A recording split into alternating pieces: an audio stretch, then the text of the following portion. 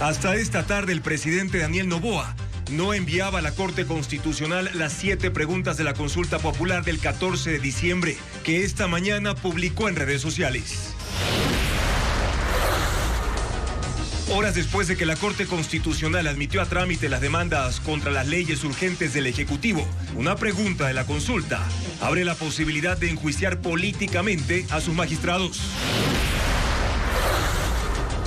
La terminal en Esmeraldas recibe entre 28 y 30 buques de gasolina al mes para evitar desabastecimientos tras 26 días de paralización de la producción. Televistazo constató cómo se normaliza la producción petrolera y de combustibles.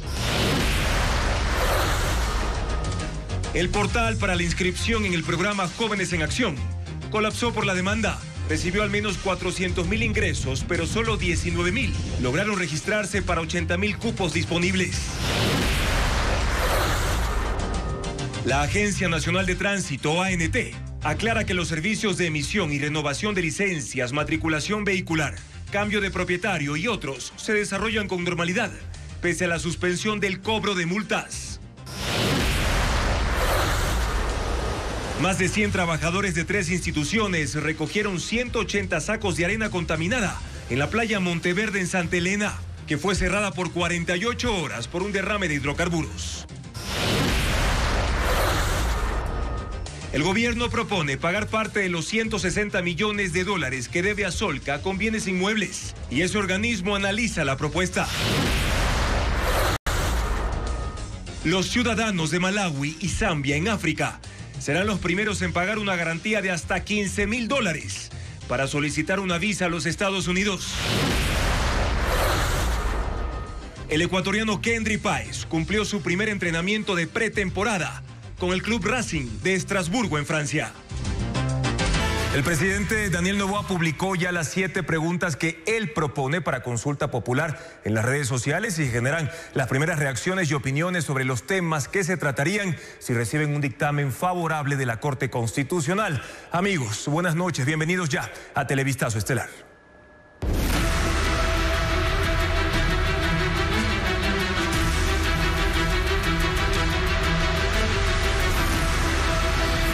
Consulta. Nuevo foco de atención.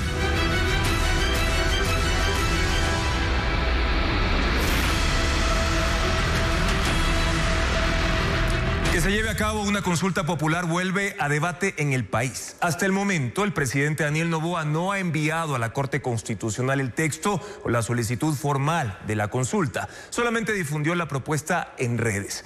4 de las 7 preguntas son de corte político relacionadas, por ejemplo, con la eliminación del Consejo de Participación Ciudadana y Control Social. También la reducción del número de asambleístas. Además de eso, terminar con el financiamiento de las organizaciones políticas y someter a juicio político a los jueces constitucionales. Diego Cuenca, en el siguiente reportaje, profundiza en estos temas.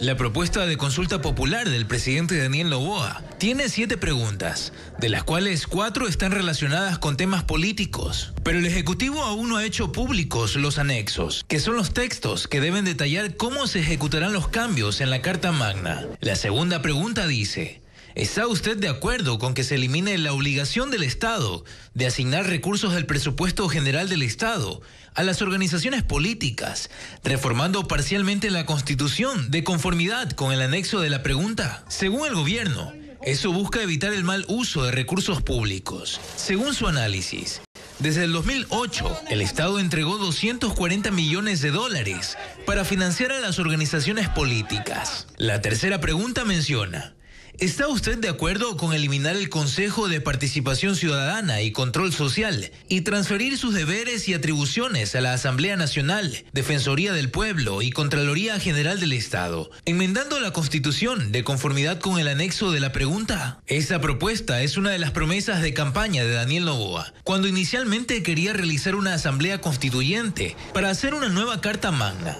en la que se elimine el Consejo de Participación Ciudadana. Ese organismo es el encargado de seleccionar a las máximas autoridades del Estado y tiene pendiente elegir al presidente de la Judicatura, al fiscal general, renovar los vocales del CNE y los jueces del Tribunal Contencioso Electoral. La cuarta pregunta es, ¿está usted de acuerdo con reducir el número de asambleístas y para ello modificar el sistema de elección, enmendando la Constitución de conformidad con el anexo de la pregunta? Actualmente, la Asamblea Nacional está conformada por 151 legisladores, pero no está claro a cuánto se reducirá, ni cuáles serán los criterios para definir cuántos representantes tendrá cada provincia. Y la sexta, ¿está usted de acuerdo con que los jueces de la Corte Constitucional sean también considerados como autoridades sujetas a juicio político, enmendando la Constitución de conformidad con el anexo de la pregunta? Esta pregunta sale en medio de una polémica entre la Corte, el Ejecutivo y la Asamblea Nacional. Ayer esa institución admitió a trámite una serie de demandas contra 3 leyes urgentes del gobierno, como la norma de inteligencia, de integridad pública y de solidaridad nacional. Algunos artículos de esas normativas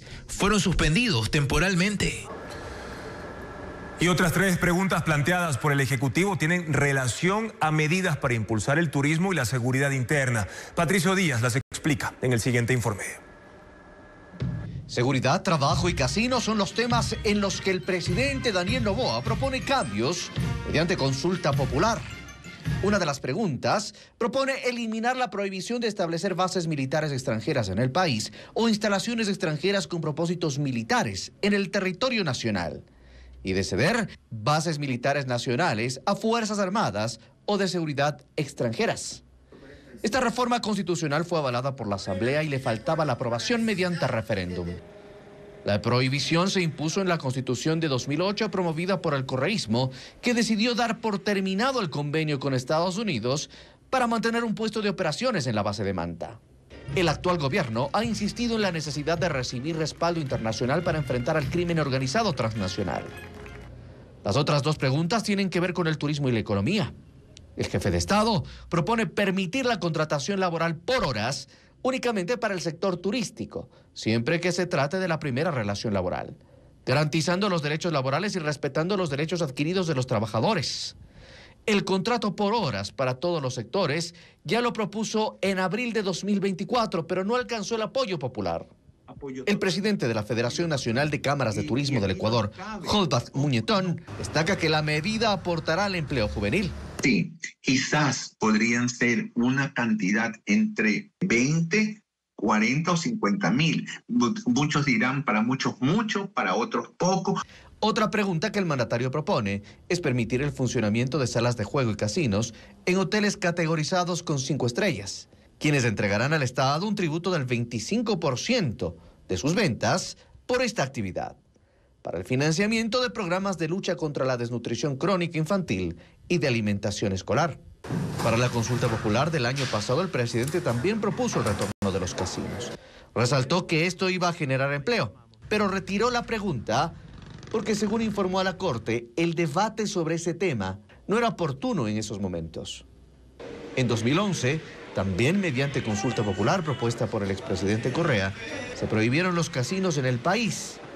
Según el presidente de la Federación de Cámaras de Turismo, eso generaba al menos 40.000 empleos. Considera que si se aprueba el cambio, se dará dinamismo al sector hotelero. Estás apuntando al mercado internacional.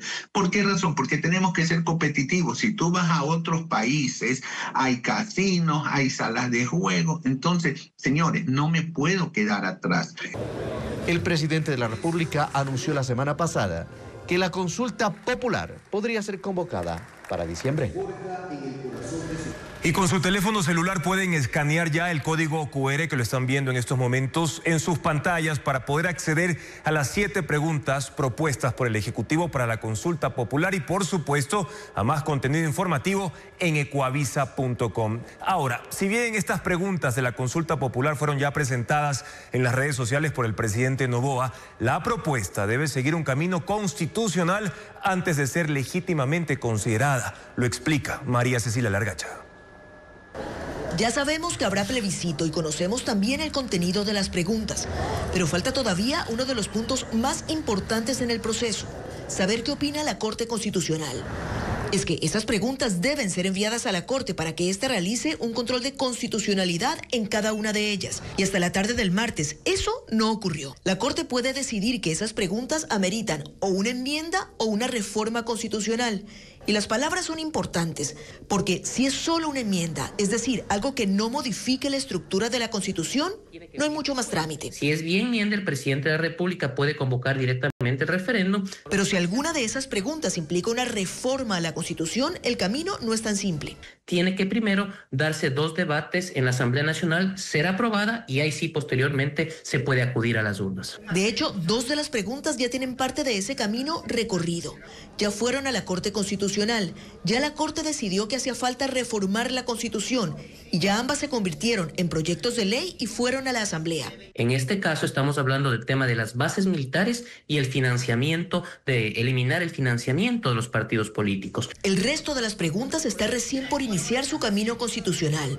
Una vez que la Corte se pronuncie y todas las preguntas hayan cumplido su trámite, el presidente las entregará al Consejo Nacional Electoral, que tiene 15 días para llamar a elecciones.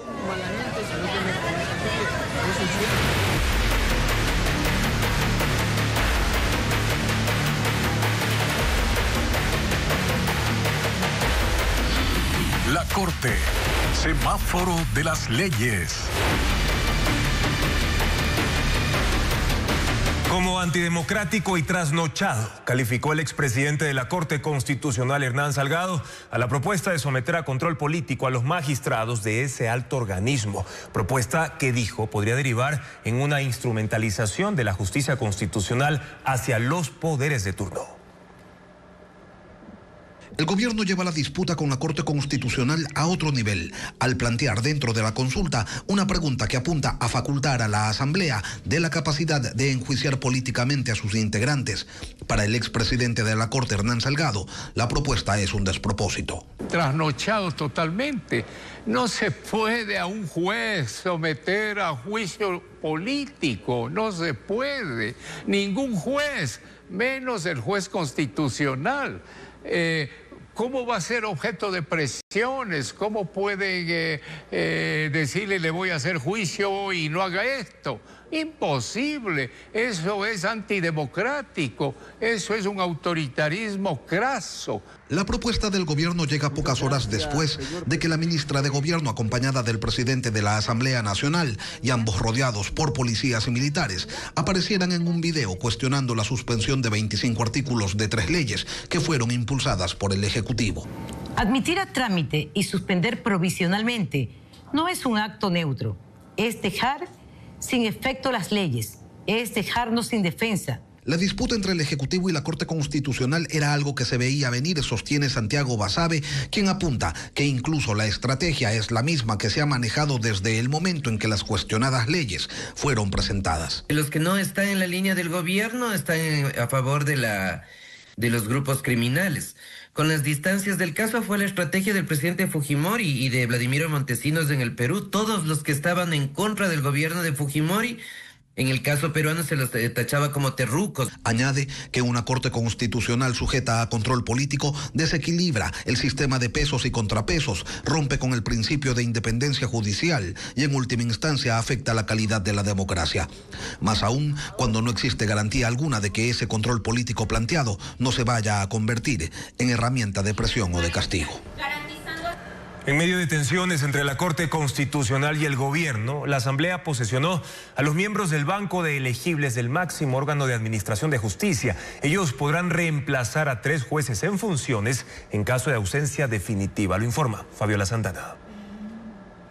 La Asamblea posesionó a 2 jueces del Banco de Elegibles de la Corte Constitucional en medio de la tensión institucional. Se trata de Pamela Aguirre y Edwin Aceldo. Ellos participaron en el último concurso de renovación parcial del máximo organismo de control constitucional y en caso de ausencia definitiva podrán reemplazar a los 3 jueces en funciones, Claudia Salgado, José Luis Terán y Jorge Benavides, que fueron parte del mismo proceso de selección. El legislativo los posesiona un día después de que la Corte Constitucional suspendiera los artículos principales de las leyes aprobadas con mayoría oficialista y que son objetos de demandas de inconstitucionalidad. También ocurre el mismo día en que el presidente Daniel Noboa anunció una propuesta de pregunta para consulta popular sobre la posibilidad de que la Corte Constitucional puedan ser destituidos vía juicio político en la Asamblea. La Corte renueva 3 jueces cada 3 años y lleva 2 procesos desde 2019, cuando fueron seleccionados por el Consejo de Participación Ciudadana Transitorio. La próxima renovación será en 2028 para elegir los reemplazos de Ali Lozada, Carla Andrade y Raúl Yazac. Poco a poco Ecuador retoma la normalidad en cuanto a la producción y exportación de petróleo. Un mes de paralización en la industria generó millonarias pérdidas económicas. El desabastecimiento de combustibles evitó gracias a las importaciones realizadas desde la terminal de Balao en Esmeraldas. Francisco Garcés estuvo en ese lugar y nos cuenta los detalles. Durante 26 días de julio, la producción petrolera estuvo casi paralizada. La crisis empezó con la suspensión del transporte de crudo por los oleoductos, lo que ocasionó que los pozos se apaguen paulatinamente y luego las refinerías, deteniendo también las exportaciones de petróleo. Pese a que la crisis afectó a toda la cadena relacionada al crudo, el país no sufrió desabastecimiento de los principales combustibles de uso común. Eso se logró importando gasolina, diésel y combustibles de avión. Todo llegó en buques e ingresó al país por la terminal marítima de Balao en Esmeraldas. Instalaciones de Petroecuador que estuvieron operativas al 100% de su capacidad para atender la demanda. En condiciones normales, esta terminal recibe entre 15 y 18 buques al mes, pero en julio el trabajo fue redoblado. Más o menos unos 30 a 28 barcos para poder cubrir toda la demanda, trabajando 24/7. Cuando tenemos la operatividad de producción de la refinería Esmeralda, obviamente las cantidades bajan porque nosotros producimos nuestros propios productos. Nos tocó recibir mayor cantidad de buques que vinieron del exterior, recibiendo esa cantidad de combustible que tanto necesita el país y poder surtir a todas las gasolineras del país. ¿Cómo se consiguió ese objetivo? Cada barco que llega al país cargado de combustibles es ubicado en un sitio a 4 kilómetros de la costa denominado cuadrilátero. Ahí es amarrado y conectado con mangueras especiales a una boya de descarga. El combustible es bombeado desde el barco por tuberías submarinas a esta terminal en donde se controla la descarga. Cada combustible tiene una tubería y sus bombas específicas. Durante el periodo de para, los barcos llegaron a este puerto y desde estas tuberías se abasteció de combustibles al país. En condiciones normales, una parte de los combustibles va a la refinería de Esmeraldas a 5 kilómetros para ser procesada y redistribuida. Pero en julio, la mayor parte del diésel y las gasolinas fue directamente al poliducto para que llegue a las terminales de abastecimiento. Petroecuador firmó ese mes 4 contratos de provisión de gasolina y diésel y con ellos se garantizó contar con un promedio de 76,000 barriles de gasolina y 71,000 de diésel para cubrir el consumo diario del país. Ciudadanos de 2 países africanos serán los primeros en pagar una garantía de hasta $15,000 por una visa para ir a Estados Unidos. Malawi y Zambia son catalogados como de origen de viajeros que se quedan en Norteamérica y que tienen sistemas poco confiables para la verificación de antecedentes de los aplicantes. Más naciones serán incorporadas a la lista. El reporte con Pedro Jiménez. Estados Unidos tiene listo un plan piloto para disuadir a viajeros que pretenden quedarse usando una visa de turismo o negocios. Se aplicará a nacionales de países con mayor tasa de permanencia irregular en Estados Unidos y con controles deficientes de seguridad y de verificación de antecedentes, con base en un informe de 2023 que publica el Registro Federal. El documento señala que ese año 500,000 personas se quedaron en Estados Unidos más tiempo del permitido o cuando sus visas ya habían expirado. En ese sentido, desde este mes se cobrará una garantía económica a algunos aplicantes de visa B1, B2 de Malawi y Zambia, naciones ubicadas en el sur de África. El plan piloto de garantías económicas para visas de no inmigrante estará vigente desde el 20 de agosto de 2025 hasta el 5 de agosto de 2026. El pago de 5.000, 10.000 o 15.000 dólares lo determinará el oficial consular según las circunstancias de cada aplicante. El dinero será devuelto cuando el viajero salga de Estados Unidos hasta la fecha autorizada, o si no viaja hasta la expiración de la visa, o si le niegan la entrada a Estados Unidos.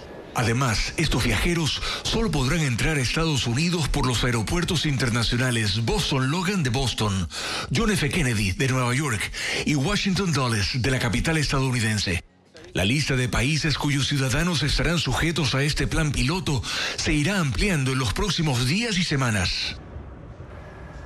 Colombia y Perú entran en tensiones diplomáticas por una disputa territorial. El presidente colombiano Gustavo Petro acusó al gobierno peruano de apropiarse de una isla en la Amazonía que está en la frontera entre ambos países. La formación emergió en el río Amazonas años después de que se establecieron los límites de ambas naciones. Merlis González tiene los detalles del conflicto. Normas nos obligan a... El presidente colombiano Gustavo Petro retomó un antiguo conflicto con el gobierno peruano, al que acusa de apropiarse de un territorio en lo profundo de la selva amazónica. Se trata de la isla Santa Rosa de Yavarí, una franja de tierra que emergió del río Amazonas hace décadas en el límite entre Colombia y Perú. La formación apareció después de los tratados internacionales que establecieron como frontera la cuenca más profunda del río. Con los años, eso ha cambiado por razones naturales como la erosión y cambios en el caudal, complicando los límites acordados hace un siglo. La isla de 3.000 habitantes ha sido administrada de facto por autoridades peruanas. Ondean banderas y hay presencia estatal de ese país, aunque su estatus sigue siendo incierto. El conflicto se agudizó en julio cuando el Congreso peruano aprobó una ley que la reconoce como distrito, algo inaceptable para Colombia. Hoy, en su cuenta en la red social X, el presidente Petro escribió: han aparecido islas que están al norte de la actual línea más profunda y el gobierno del Perú acaba de apropiárselas por ley y poner la capital de un municipio en un terreno que por el tratado debe pertenecer a Colombia. Además, anunció el traslado de la conmemoración de la Fiesta Nacional de Independencia a Leticia, la ciudad que está justo al frente de Santa Rosa, como gesto simbólico, así como el uso de canales diplomáticos para defender la soberanía. El gobierno peruano emitió una nota de protesta por esas declaraciones y reafirmó que sus derechos sobre la isla son legales y legítimos. Unas 300.000 personas intentaron ingresar esta mañana al programa Jóvenes en Acción. La página colapsó debido al alto número de visitantes y el formulario de registro no funciona. Diego Puentes nos muestra la situación. La página de inscripciones para el programa Jóvenes en Acción colapsó. El Ministerio de Inclusión Económica y Social dijo que se debe a la cantidad de interesados. Calculan que 400.000 postulantes han intentado ingresar desde las 6 de la mañana y esto provocó fallas en el servidor. Hasta las 6 de la tarde lograron inscribirse 19.000 personas. Desde las 7 de la mañana, al menos 10 cybers en el centro de La Tacunga están llenos de jóvenes que con sus celulares o desde las computadoras intentan ingresar a la página web del programa. Uno de ellos es Dani Santo, de 26 años, estudiante de Ingeniería en Telecomunicaciones. Cuenta que en los grupos de WhatsApp que tiene con otros jóvenes hay incertidumbre. Llega una parte en la que carga, pueden poner los datos, pero después colapsa nuevamente. Entonces no, hasta ahora ninguno de mis compañeros ha logrado inscribirse. Están preocupados porque creen que inscribirse más temprano les asegura más posibilidades de acceder a un puesto. En redes sociales, usuarios publicaron videos en los que evidenciaban las fallas en el sistema. Televistazo también comprobó que hasta el mediodía era imposible conectarse desde computadoras y celulares. Las páginas no cargaban o salía el mensaje "no se puede acceder a este sitio". En Guayaquil, jóvenes acudieron al gobierno zonal para obtener más información y ser los primeros en inscribirse. Juan, que no muestra su rostro para evitar represalias, busca ser parte del segundo programa de Jóvenes en Acción a pesar de no haber recibido parte de los pagos en la primera edición. Claro, los 2 primeros meses, de ahí los otros 3 meses hasta ahora no me han supido ayudar. Otros quieren los $1.200 que entrega el gobierno por 3 meses de trabajo para aliviar las deudas de sus familias. Sería ayudar en mi familia y lo que quede para movilizaciones propias, cosas personales como sentarme para la universidad, cosas así. Desde el MIES indicaron que no se tomará en cuenta el orden de inscripción para obtener una pasantía pagada. Para este segundo programa de Jóvenes en Acción se aceptarán 80.000 personas que sean ecuatorianos, tengan entre 18 y 29 años, no tengan empleo formal ni título de tercer nivel. Las autoridades dicen que las inscripciones estarán abiertas todo agosto. Y mediante un comunicado, el Ministerio de Inclusión Económica y Social informó que las fallas en el enlace de inscripciones es debido a un ataque a la infraestructura tecnológica del sistema que ya está siendo investigado. La Agencia Nacional de Tránsito aclaró que los servicios en sus 6 agencias están habilitados. La suspensión temporal del pago de multas por contravenciones no afecta el resto de trámites administrativos que ofrece esa institución. Asimismo, los gobiernos municipales operan con normalidad, como lo informa Estefanía Arias. Hasta los centros de revisión técnica vehicular de la Agencia de Tránsito y Movilidad ATM en el norte de Guayaquil llegan decenas de usuarios a matricular sus vehículos. La atención en estas oficinas transcurre con normalidad, aun cuando la Agencia Nacional de Tránsito, ANT, suspendió por 6 meses el pago de multas por contravenciones de tránsito. El coordinador general de regulación de esta entidad, Diego Naranjo, confirmó que la medida no afecta al resto de los servicios de la ANT.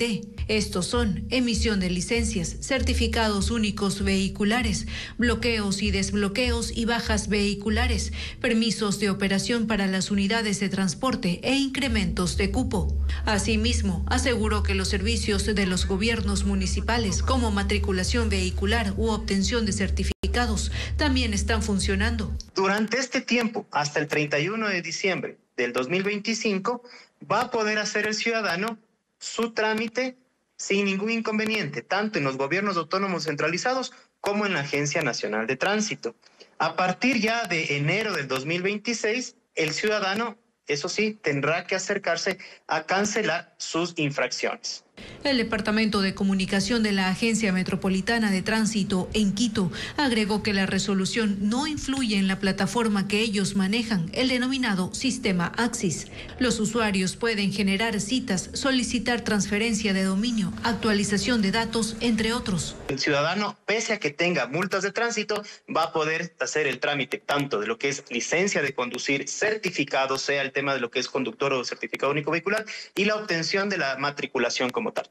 Un panorama similar se registró en las oficinas de la empresa pública de movilidad de Cuenca. La ANT precisó que la resolución busca además facilitar los trámites administrativos y mejorar su plataforma. La playa Monteverde estará cerrada hasta este jueves tras reportarse una mancha de hidrocarburo que se extendió por aproximadamente 2 kilómetros de costa. Hasta el momento no se han reportado daños en la fauna marina, como lo reporta Vanessa Robles. Con palas y carretillas, al menos 100 trabajadores de Petroecuador, Ministerio de Ambiente, Gestión de Riesgos y Gobernación de Santa Elena recogieron 180 sacos de arena contaminada en la playa Monteverde, en el cantón Santa Elena, luego de una alerta de derrame de hidrocarburos que manchó 2 de los 3 kilómetros del balneario. Javier Negrete, gobernador de la provincia, explicó cuál era el plan para contener la mancha en el mar. Contamos con 12 bombas de fumigación para dispersar material para que esto sea controlado y mitigado. Dentro de esas barreras absorbentes vamos a poner una cerca del perfil costero, cerca de la orilla, para que a través de la marea no pueda ser movido hasta acá. Para evitar que se contaminen zonas del norte de la península como Palmar, Valdivia, Jambelí y Allangue. La autoridad añadió que se asentará la denuncia en la Fiscalía por daño al medio ambiente. Tienen una hipótesis sobre lo ocurrido. Posiblemente una mala maniobra de algún buque pudo haber regado un tipo de hidrocarburo o combustible, aparentemente búnker es el nombre, pero eso van de acuerdo a las pruebas de laboratorio. El COE cantonal, que sesionó en esa comuna, suspendió las actividades marítimas, comerciales y turísticas en el balneario por 48 horas. Visitantes que llegaron a la playa fueron evacuados por el personal de seguridad. La comuna tiene 3.500 habitantes y sus representantes dijeron a Televistazo su preocupación por las pérdidas que esta paralización temporal conlleva. Esta zona también ya se ha vuelto un poco turística, estamos a la puerta ya de un feriado. Ahora, los compañeros también pescadores también se verían afectados con sus faenas de pesca. En esa población hay 70 embarcaciones. Cada día zarpan unas 35 y cada una recauda en promedio unos $40. Hasta el momento no se ha confirmado que la fauna o flora presenten afectaciones por la contaminación. Una ballena jorobada de 14 metros de largo apareció muerta en la playa de Santa Marianita, en Manta, provincia de Manabí. El Ministerio del Ambiente junto al municipio retiraron y posteriormente enterraron al animal en la parte más alta de la playa. Para evitar riesgos sanitarios y así controlar los olores, se aplicó cal sobre el cuerpo del cetáceo, que presentaba mordidas de tiburón en una de sus aletas, aunque aún no se confirma la causa exacta de su muerte. Ecuador pierde un promedio de 250 millones de dólares cada año por no contar con un tratado de libre comercio con Estados Unidos, su segundo socio comercial en exportaciones no petroleras y no mineras. A diferencia de Perú y Colombia, que sí tienen acuerdos vigentes, los productos ecuatorianos enfrentan barreras arancelarias que reducen su competitividad. Veamos. Durante los 5 primeros meses del año, Ecuador exportó más de 2.600 millones de dólares hacia Estados Unidos, el segundo destino de envíos no petroleros. Sin embargo, el no contar con un acuerdo comercial con ese país le pasa factura por la diferencia de aranceles que deben pagar nuestros productos en comparación con Perú y Colombia. En el caso de Perú, que implementó su TLC en 2009, incrementó sus exportaciones no petroleras no mineras a Estados Unidos a un ritmo promedio de 8,2% anual, lo que equivale a 258 millones de dólares. Por su parte, Colombia, con un TLC vigente desde 2012, ha crecido en este mismo rubro un 2,3% anual, lo que representa 105 millones de dólares. En cambio, para Ecuador, la falta de un acuerdo comercial significa una pérdida de 250 millones de dólares anuales, según estimaciones del sector exportador. Si no se concreta una reducción en la cuarta ronda de conversaciones desde este jueves, Estados Unidos cobrará un arancel del 15% a productos ecuatorianos que ingresen a ese mercado, pero los países vecinos accederán con el 10%. Este escenario representa un doble castigo, según el economista Alberto Acosta Burneo, porque Ecuador deberá pagar la nueva sobretasa y los aranceles normales por no contar con un acuerdo. En productos clave como las rosas, eso se traduce en un pago de más del 21%, frente al 10% que paga Colombia. Si hubiésemos tenido TLC, el castigo hubiese sido solamente por el arancel universal, por este nuevo arancel creado por Trump, y no los dos aranceles que tenemos en la actualidad. Esa brecha de competitividad resta atractivo para los inversionistas, que prefieren producir en países con mejor acceso al mercado estadounidense. Durante años, Ecuador se amparó en el sistema generalizado de preferencias, o un mecanismo unilateral de Estados Unidos que otorgaba beneficios arancelarios a más de 130 países, pero ya no está vigente desde 2020. A partir de entonces, el país paga aranceles regulares para entrar al mercado estadounidense, mientras Perú y Colombia continúan aprovechando las ventajas de sus tratados. El tener aranceles más altos significa que Estados Unidos compra y va a tener una preferencia en otros productores que sean más competitivos, que tengan menores costos. El Ecuador tiene mayores costos de producción porque parte de esos costos es un arancel importante, un arancel elevado. A diferencia de sus vecinos, Ecuador no aprovechó el momento político de hace 2 décadas para firmar un TLC con Estados Unidos, y ahora las opciones se limitan a negociaciones puntuales como la actual, que busca al menos reducir el arancel del 15%.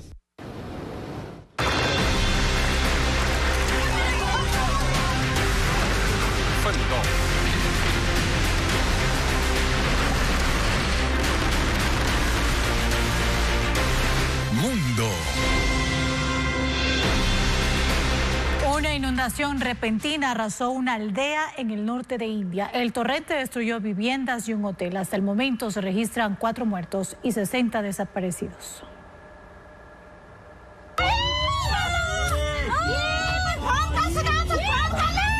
Una inundación repentina provocada por lluvias torrenciales arrasó con la aldea de Darali, en el estado montañoso de Uttarakhand, en el norte de India, dejando 4 muertos y unas 60 personas desaparecidas.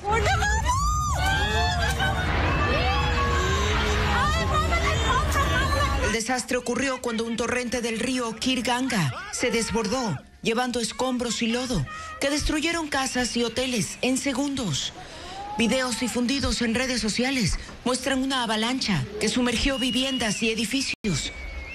Autoridades iniciaron una operación de rescate y advierten a la población que deben mantenerse alejada de los ríos, ya que los niveles siguen aumentando. Meteorólogos señalan que esto se debió a un fenómeno denominado explosión de nube, que produce una precipitación de intensidad extraordinaria en un periodo muy corto, causando inundaciones.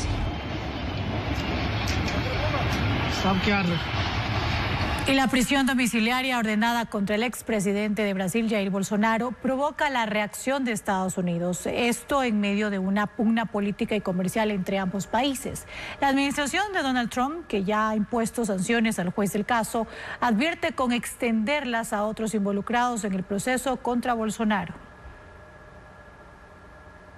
Estados Unidos reacciona una vez más ante decisiones de la justicia brasileña. El Supremo Tribunal Federal ordenó el arresto domiciliario del expresidente Jair Bolsonaro en un juicio por intento de golpe de Estado. Y la administración de Donald Trump sale en defensa de su aliado político. Antes calificó el proceso legal como una cacería de brujas. Ahora dice que las acciones de la justicia brasileña son una amenaza para la democracia. El Departamento de Estado, mediante su Oficina para Asuntos del Hemisferio Occidental, cuestionó la decisión del juez Alexandre de Moraes, integrante del Supremo Tribunal Federal, y en un comunicado en redes sociales escribe: el ministro Alexandre de Moraes, ya sancionado por Estados Unidos por violaciones de derechos humanos, sigue utilizando las instituciones brasileñas para silenciar a la oposición y amenazar la democracia. Imponer más restricciones a la capacidad de Jair Bolsonaro para defenderse públicamente no es un servicio público. Que Bolsonaro hable. Agrega que también sancionará a quienes colaboren o incentiven ese tipo de conductas. El gobierno de Lula da Silva ha dicho que Trump no fue elegido para ser emperador del mundo. El caso Bolsonaro detonó la carga arancelaria que Estados Unidos ha impuesto a las exportaciones brasileñas, que si bien es una política que ha adoptado en todo el mundo, deja a Brasil con las tarifas más altas, 50%. Para el gobierno brasileño, este arancel es una maniobra orquestada por la extrema derecha en el país, señalando directamente a aliados de Bolsonaro. El proceso contra Bolsonaro avanza y una negociación comercial entre Estados Unidos y Brasil aún parece posible, pero la vigencia de los aranceles sigue programada para esta semana, desde el 7 de agosto. La administración de Donald Trump revocó una polémica cláusula de la Agencia Federal de Gestión de Emergencias que exigía a los estados mantener vínculos comerciales con Israel para acceder a fondos federales. El Departamento de Seguridad Nacional eliminó la disposición de su web tras las críticas por intentar retener $1.900 millones a quienes apoyaran el boicot a Israel. Se trata de fondos para las gestiones de búsqueda y rescate, así como dinero para el personal y los equipos de socorro. Y el gobierno israelí define los próximos pasos para la guerra en Gaza.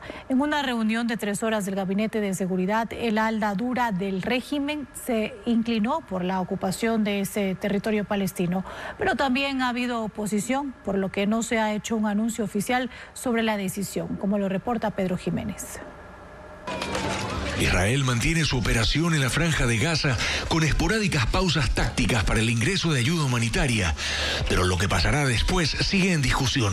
El Gabinete de Seguridad del gobierno de Benjamín Netanyahu analiza alternativas en el campo militar y, según versiones de la prensa local, incluso se ha considerado ir a una ocupación total de Gaza. Terminado el encuentro estratégico de este martes, el diario Jerusalem Post informó que esa alternativa sigue vigente. Y aunque cita que el jefe de Estado Mayor de las Fuerzas de Defensa, Eyal Zamir, ha manifestado su oposición, este finalmente acataría la decisión del Gabinete de Seguridad, decisión que aún no se conoce. El primer ministro Benjamín Netanyahu está cada vez más presionado, tanto por el ala dura del gobierno para seguir con la ofensiva contra el grupo Hamas, como por organizaciones que demandan poner fin a la guerra de inmediato, conseguir la liberación de los rehenes, la devolución de los cuerpos de los que han muerto en cautiverio, acabar con la crisis humanitaria y la situación de hambre de miles de gazatíes. Está también la comunidad internacional volcada a ir a una solución definitiva y aumentar el número de naciones que reconocen a Palestina como Estado. Por ahora, el ingreso de ayuda humanitaria se mantiene en cantidades limitadas por vía terrestre en medio de la desesperación de la gente. Y por otro lado, el lanzamiento de toneladas de paquetes con alimentos y medicinas en vuelos coordinados por Alemania, Francia, Jordania, España y Emiratos Árabes Unidos. 2 barcazas usadas para el lanzamiento de fuegos artificiales se incendiaron en Japón durante una exhibición. Centenares de personas observaban el festival cuando de pronto unas chispas alcanzaron la base de las embarcaciones ubicadas en la costa de Yokohama. Esto provocó que algunas cargas explosivas detonaran a nivel del agua. Una de las barcazas llevaba 5 trabajadores que ante la emergencia se lanzaron por la borda. Uno fue hospitalizado con lesiones leves y los demás escaparon ilesos. En la Asamblea Nacional, el bloque oficialista inició la campaña de apoyo a la consulta del gobierno, mientras que la oposición considera que las 7 preguntas distraen la atención del país de los bajos resultados en la lucha contra la inseguridad y el desempleo. El debate político sobre el referéndum ya comenzó y las posiciones se alinean a la propuesta gubernamental. En la Asamblea, la propuesta de consulta popular agitó las acciones y reacciones. El bloque del oficialismo empezó esta mañana la campaña por las 7 preguntas, que a su decir es una decisión valiente que sintoniza con un clamor ciudadano. Una consulta popular que propone las soluciones que el pueblo ha esperado por tantos años y que ningún gobernante había tenido la valentía de proponerlas. La oposición, en cambio, recibió con sorpresa el contenido de las preguntas. Creen que hay una mezcla de temas que deben llevar a la reflexión del país por el manejo de intereses que, según ellos, se quiere hacer desde el régimen, y creen que es un mal momento. Y se nos viene una consulta que al final del día pone temas controversiales. Yo me pregunto lo relacionado al financiamiento de los partidos políticos. ¿Están siguiendo la tesis que solamente el que tiene plata puede participar ahora en política? De Pachacutic, Mariana Yumbay critica el contenido repetitivo de al menos 2 preguntas, la del trabajo por horas y la del retorno de los casinos. Le preocupa además que se pretenda ir contra instituciones que defiendan la constitucionalidad y la representación ciudadana. Terrible, porque primero esa no es la vía. Hay temas que requieren una asamblea constituyente y no lo dice solo la Constitución, sino la Corte Constitucional en varios momentos. El socialcristianismo, desde su minoría parlamentaria, dice estar de acuerdo con la temática propuesta, pero creen que se está olvidando un tema esencial: el manejo y el futuro del IES. Regular la seguridad social para evitar que mañana más tarde haya excesos por parte de los gobiernos de turno también debe ser una pregunta en la consulta popular. Que el país pueda resolver sobre la reducción del número de asambleístas no les preocupa.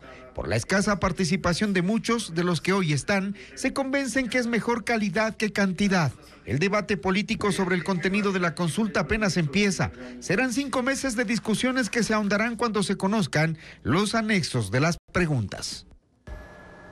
Y la Corte Constitucional aceptó las medidas cautelares sobre 12 artículos de la Ley de Inteligencia. Con esta decisión se suspende temporalmente la obligación de las instituciones, las operadoras de telefonía, a entregar información sin excepción al Centro de Inteligencia Estratégica, entre otras exigencias. Informa Paul Romero.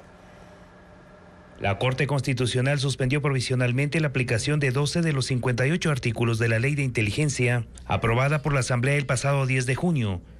3 jueces aceptaron las medidas cautelares presentadas por la Organización de Derechos Humanos INRED, el FUD y la UNE. Los artículos suspendidos son considerados por los demandantes atentatorios a los derechos y garantías de las personas. Están relacionados con la obligatoriedad de las instituciones públicas para entregar cualquier información de manera oportuna y completa al Centro de Inteligencia Estratégica. El requerimiento de información a las operadoras de servicios de telecomunicaciones, de conexiones de abonados telefónicos, histórica o en tiempo real, para operaciones de inteligencia y contrainteligencia. Queda suspendida la retención, apertura, interceptación o examinación de documentos o comunicaciones. La competencia del CIES para la clasificación de información como reservada, secreta y secretísima. También fue suspendido el texto sobre la designación de un fondo permanente de gastos especiales para operaciones de inteligencia y contrainteligencia de los 7 subsistemas, la regulación de los agentes de seguridad, la obtención de doble identidad, la aplicación de técnicas de infiltración sin autorización judicial. Los jueces también suspendieron la aplicación de 8 artículos del reglamento de la ley y una disposición general relacionados con la demanda presentada por las organizaciones sociales. El conflicto armado interno, la definición de grupo armado organizado, el indulto presidencial anticipado y la consideración de bienes como objetivos militares quedan también temporalmente suspendidos en la Ley de Solidaridad. Jacqueline Rodas explica cada uno. En la Ley de Solidaridad Nacional, el Tribunal de Admisión de la Corte Constitucional suspendió temporalmente 4 artículos, que son el corazón de la norma. El número 6 define el conflicto armado interno. Permitía que el presidente de la República pueda decretarlo sin control constitucional, únicamente emitiendo un decreto. Creaba esta figura especial y distinta al estado de excepción. Hay reformas recientes al Código Orgánico Integral Penal que tienen que ver con el conflicto armado interno. Aún no está claro qué pasará con ellas y con los casos en los que ya se han aplicado. El segundo artículo suspendido es el 9, que define como grupo armado organizado a 3 o más personas que ejerzan violencia prolongada contra el Estado, la población y bienes civiles. El artículo 13 define como objetivo militar a los bienes que las fuerzas del orden consideren que son usados para actividades ilícitas por grupos armados organizados. Los demandantes consideran que hay un alto riesgo de afectación a la población civil por la amplitud de estas potestades. El último artículo temporalmente suspendido es el 14, sobre el indulto presidencial diferido. Este permitía al primer mandatario perdonar a cualquier persona, incluidos policías y militares, incluso antes de que exista sentencia condenatoria. Los delitos que incluían el beneficio debían estar directamente relacionados con el conflicto armado interno, operaciones de seguridad y defensa, cuando se acredite colaboración con la justicia y en casos de imputados con enfermedades graves. La decisión de la Corte no es definitiva. La suspensión de los 4 artículos se mantiene hasta que el presidente Joel Escudero, ponente de esta causa, elabore un proyecto de sentencia para aprobación del Pleno. Si se rechaza la demanda de inconstitucionalidad, los artículos suspendidos volverán a aplicarse. La jueza Nubia Vera tiene prohibición de salida del país y debe cumplir con presentaciones periódicas. Este martes se desarrolló la audiencia de formulación de cargos por el caso Mueble Fino, que la investiga por concusión. Según la Fiscalía, Vera habría pedido dádivas a cambio de una sentencia favorable. El juez anticorrupción también le prohibió enajenar 2 vehículos y un inmueble a su nombre, así como transferir o mover bienes temporalmente. Vera es conocida por fallar a favor de una acción de protección presentada por la ex vicepresidenta Verónica Abad ante una sanción impuesta por el Ministerio del Trabajo. 20 bultos con droga que llevaban un rastreador satelital fueron decomisados en alta mar, en la provincia de Santa Elena. Además, en Manabí, 3 personas, entre ellas un menor de edad, fueron asesinadas cuando salieron de un partido de fútbol. Estefanía Arias con el resumen de estos casos.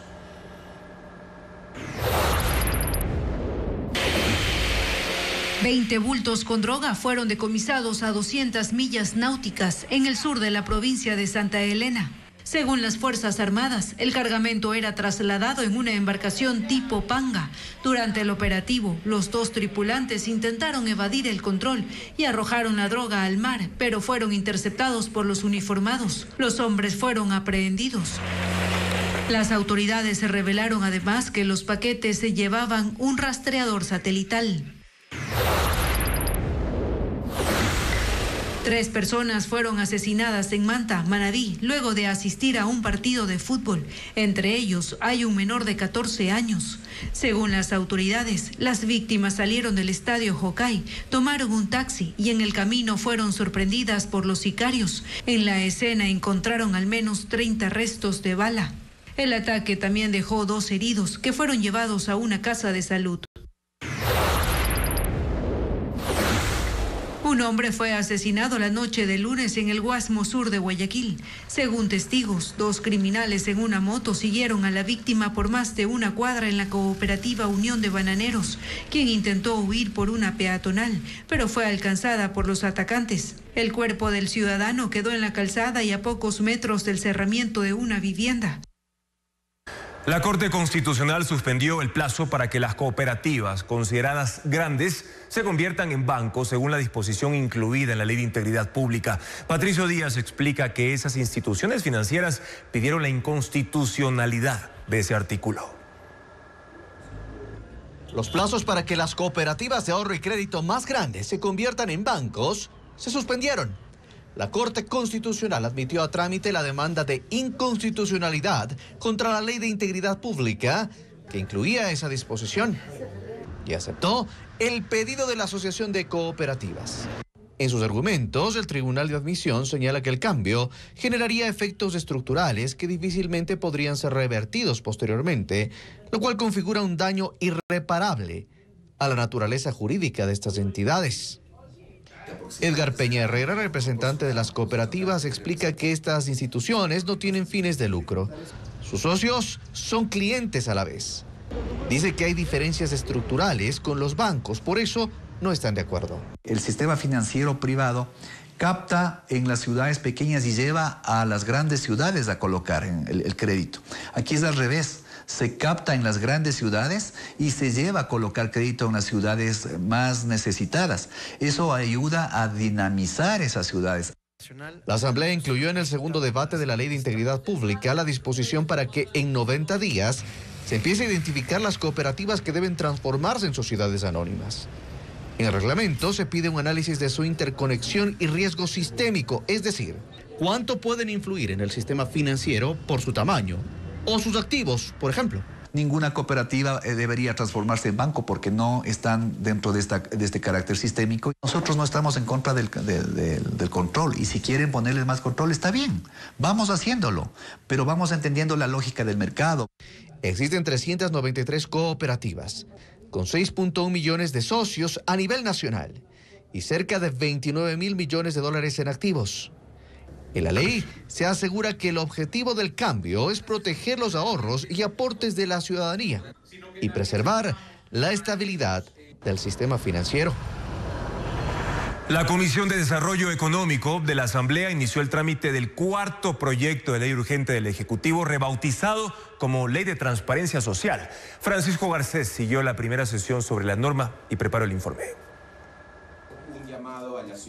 El director de la Unidad de Análisis Financiero, Julio José Neira, y los representantes de la Superintendencia de Economía Popular y Solidaria fueron los primeros funcionarios que comparecieron a la Comisión de Desarrollo Económico de la Asamblea, que inició el trámite de la Ley de Transparencia Social.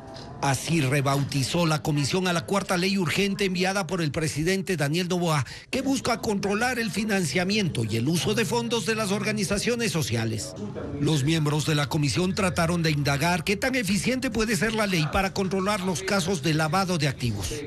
Neira no dio datos ni mencionó casos. Se limitó a resumir lo que a su criterio son las bondades de la ley. Dijo que permitirá un mejor control de los fondos de fundaciones y otras organizaciones, que permitirá conocer el origen de su financiamiento y ayudará a coordinar entre las instituciones encargadas de la lucha contra el lavado de activos.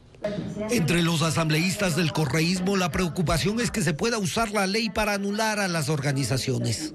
No es solo una reforma técnica lo que se está planteando, es un intento de imponer control político sobre las organizaciones sociales, criminalizar la participación ciudadana y darle al gobierno herramientas para perseguir a quienes disienten. Pero según Neira, no hay ese riesgo.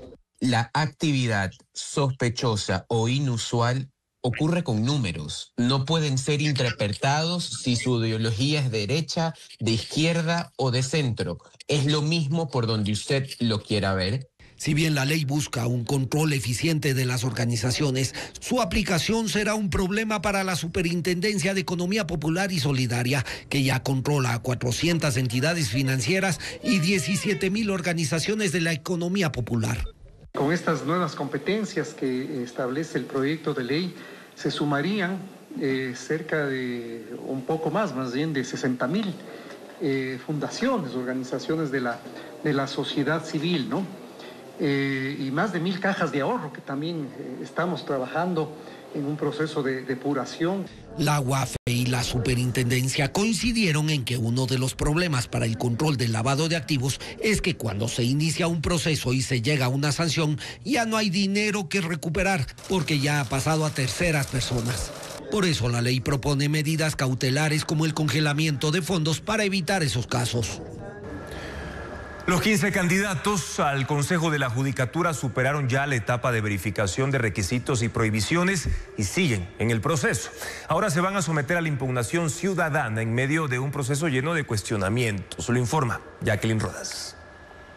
El Consejo de Participación aprobó las 5 ternas enviadas por las funciones del Estado para elegir a los vocales del Consejo de la Judicatura que ocuparán su cargo hasta 2031. Los 15 candidatos superaron la primera etapa de verificación de requisitos, prohibiciones e inhabilidades y pasarán a la fase de escrutinio público e impugnación ciudadana. La atención se centra en la terna de la Corte Nacional, porque de ahí saldrá el presidente del organismo encargado de administrar la función judicial.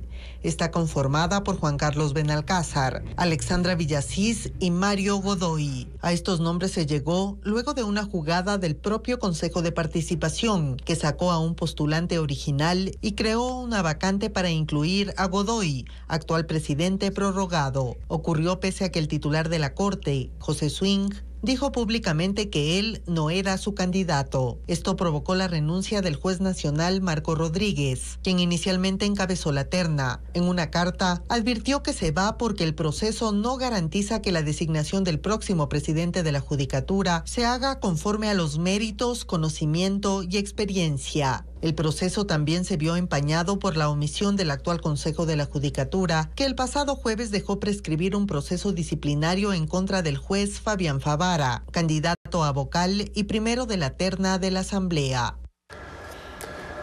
La Corte Constitucional admitió a trámite la acción extraordinaria de protección que presentó el alcalde de Quito, Pavel Muñoz, para evitar su destitución. Los jueces consideraron un caso de trascendencia nacional y recomendaron un trato prioritario, como lo explica Paul Romero. La Corte Constitucional admitió a trámite la acción extraordinaria de protección presentada por el alcalde de Quito, Pavel Muñoz, el pasado 4 de julio para frenar el proceso de revocatoria del mandato. La sala de admisión, integrada por las juezas Carla Andrade, Claudia Salgado y el juez José Luis Terán, consideró que el caso tiene relevancia y trascendencia nacional, por lo que recomendó un tratamiento prioritario con excepción al orden cronológico para que pase al Pleno. Muñoz alegó que existen vulneraciones al derecho a la defensa, la tutela judicial efectiva y el debido proceso. Argumentó que no fue notificado en ninguna etapa del proceso en el Tribunal Contencioso Electoral, que en marzo de este año ordenó al Consejo Nacional Electoral entregue los formularios para la recolección de firmas para la revocatoria. El proceso de revocatoria del alcalde de Quito inició en agosto de 2024, impulsado por Néstor Marroquín del colectivo Cuida tu Voto, quien lo acusa de incumplimiento de funciones y proselitismo político a favor de la ex candidata presidencial del correísmo Luisa González. Hasta el momento, según el colectivo, ha recolectado 250,000 firmas, 44,000 más de las requeridas, es decir, el 10% del registro electoral. La admisión a trámite no suspende la ejecución de la sentencia del Tribunal Contencioso Electoral y el proceso está en fase de sustanciación. A puertas de la temporada del estiaje en septiembre próximo, el monitoreo del INAMI proyecta que la sequía no será tan grave como la ocurrida el año pasado. De hecho, las lluvias que aún están presentes en la sierra y en ciertas zonas de la Amazonía ayudan a que los caudales de los ríos no disminuyan y por ahora sostengan la producción hidroeléctrica del país. Diego Cuenca con más detalles.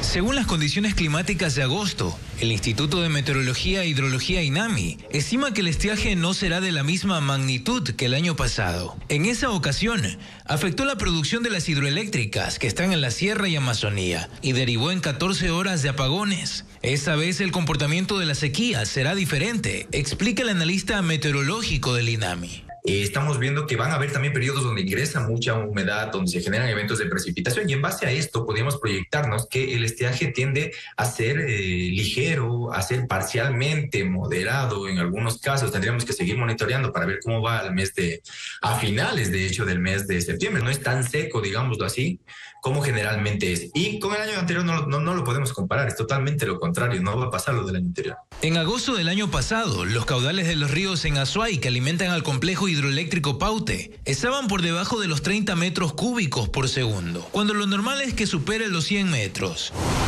En cambio, este martes 5 de agosto, según el monitoreo de la Corporación Eléctrica del Ecuador CELEG, los caudales de la cuenca del Paute aún superan los 200 metros cúbicos por segundo. Por eso los embalses de 3 centrales, entre ellas Mazare, están en sus niveles máximos y pueden generar hasta 1.756 megavatios sin problemas. Por ahora estamos viendo que agosto tiende a comportarse un poquito más lluvioso de lo que generalmente es. Y recordemos que agosto no es lluvioso, ¿no? Entonces tampoco estamos esperando diluvios en general, pero sí el ingreso constante que genera eventos de precipitación. Hemos visto que la región amazónica es la que los eventos de precipitación han sido recurrentes. Por ahora, esas lluvias moderadas benefician a centrales como Coca-Cola Sinclair, cuya capacidad es de 1.500 megavatios y ayudan a cubrir el 30% de la demanda nacional de electricidad. Actualmente, la costa es la única región en la que comienza a sentirse el estiaje, pues los niveles de los caudales han disminuido hasta en 80 centímetros aproximadamente, principalmente en el río Bulubulu en Guayas. Pero según el INAMI, es parte de la sequía normal en esas localidades. El gobierno propondrá a Solca saldar parte de la millonaria deuda con bonos del Estado, bienes muebles e inmuebles. Ya adelantó un pago de $26 millones, pero según un ministro de Salud, la deuda supera los 160 millones. La próxima semana habrá mesas de diálogo para alcanzar acuerdos, como lo reporta Diego Puente. Casas, edificios, terrenos, vehículos y otros bienes que están en manos del gobierno central serán puestos a consideración de Solca para reducir la deuda por atenciones médicas. Esta propuesta la hizo el Ministerio de Salud el jueves último y será analizada en mesas de trabajo. Será de cada Solca por la autonomía administrativa que tenemos, la que decida qué quiere, si quiere bienes raíces, quiere bonos o quiere efectivo. Eso ya queda a discreción de cada Solca.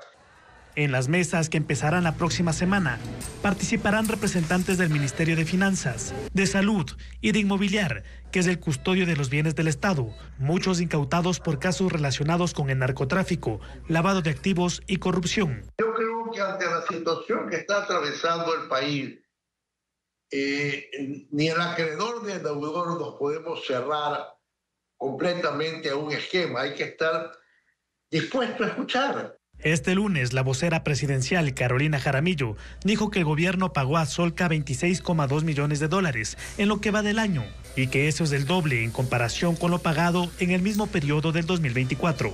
Es una respuesta concreta a la necesidad de garantizar la continuidad de los tratamientos oncológicos que reciben miles de pacientes en todo el país. El exministro de Salud, José Ruales, rebatió las declaraciones que indican una reducción de la deuda. Dijo que en menos de 2 años, los compromisos con las 10 sedes de Solca pasaron de 80 a 160 millones de dólares. En los núcleos provinciales hay preocupación porque existen retrasos en el pago de proveedores para mantener las atenciones de salud. El artista Juan Pablo Toral inauguró en Cuenca su muestra Retrotopía. Sus obras son inspiradas en objetos del Guayaquil urbano, algunos de ellos ya desaparecidos. Retrotopía puede definirse como el anhelo de regresar a un pasado idealizado, como una utopía inversa. Por eso, el término sirvió de inspiración al artista Juan Pablo Toral para bautizar su nueva muestra inaugurada en el Museo Municipal de Arte Moderno de Cuenca. Son 170 obras seleccionadas de toda la producción plástica de Toral, con más de 25 años de trayectoria. Las piezas en exhibición datan desde el 2004 hasta la actualidad. Mi intención como artista y como comunicador es tratar de que la gente reflexione acerca de la pérdida patrimonial que sucede en las ciudades. A través de objetos cotidianos, desde hidrantes hasta zapatos colgantes en cables de luz que evocan la vida portuaria, Toral rescata elementos de la memoria urbana de Guayaquil, ciudad donde creció. Hay pinturas, dibujos y esculturas. Hay óleo, acrílico, acuarela. Hay carboncillos, lápices. Según explica, la muestra propone a los visitantes mirar hacia el pasado y reflexionar sobre la transformación de las grandes urbes y esos elementos que se quedaron en el ayer. La muestra Retrotopía estará abierta de forma gratuita hasta el domingo 14 de septiembre.